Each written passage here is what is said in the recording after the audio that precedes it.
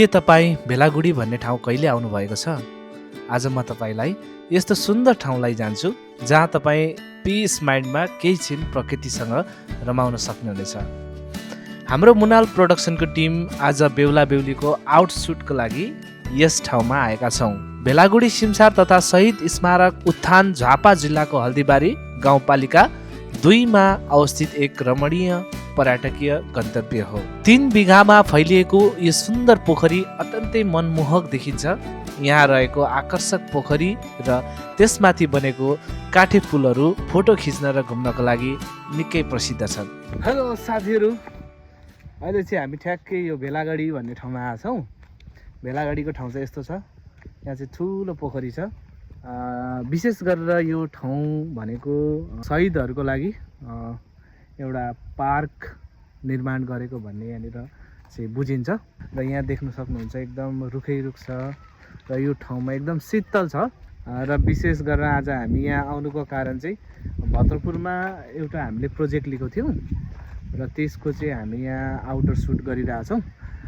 अनि त्यसको लागि चाहिँ हामी यहाँ आएका छौँ र अहिले चाहिँ हामी वेटिङमा बसिरहेछौँ। बेहुला बेहुली आउँदैछन् र अब हामी केही छिनपछि यहाँको आउटडोर सुट गर्छौँ।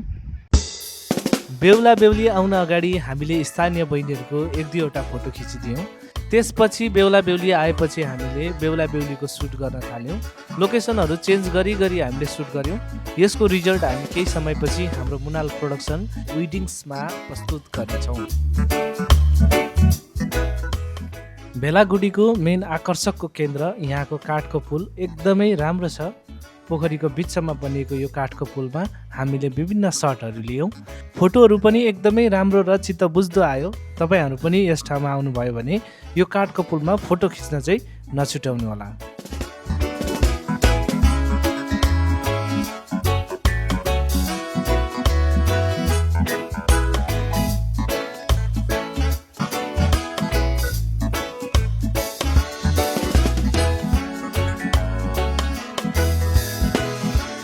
हेलो साथीहरू, अहिले चाहिँ हामीले ठ्याक्कै अब सकियो आजको सुट र अब हामी फर्किँदैछौँ।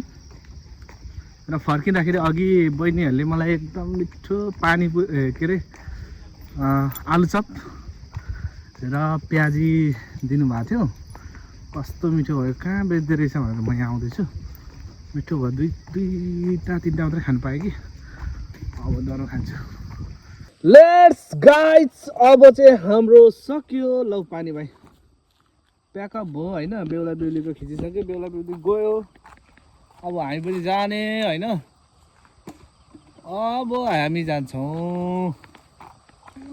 यो पोखरी देख्नुहुन्छ, यस्तो दामी छ है। यहाँले यस्तो बब्बाल पोखरी छ है। तपाईँहरू घुम्न आउनुहुन्छ भने यहाँनिर बब्बाल